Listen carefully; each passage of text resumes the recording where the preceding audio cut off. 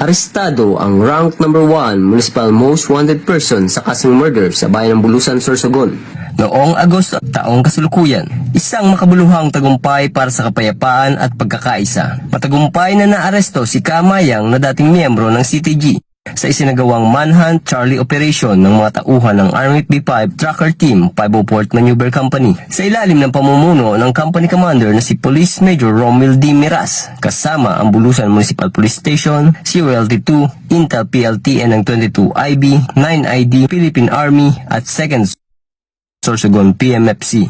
Ang operasyong ito ay patunay na ang batas ay laging nananaig at walang sino man ang makapagtatago sa kamay ng katarungan. Gayunpaman, nananatiling bukas ang ating mga kamay sapagkat ang pagtalikod sa landas ng dahas ay laging may kapalit na pag-asa at pagbabago. Mula dito sa Camp Police Captain Max Jim R. Tria, 504th Maneuver Company, Army P5, ako ang inyong PNN correspondent, Patrolman Amit Riodique, nagbabalita para sa Police News Network. Bagong PNP para sa bagong Pilipinas, serbisyong mabilis, tapat at nararamdaman.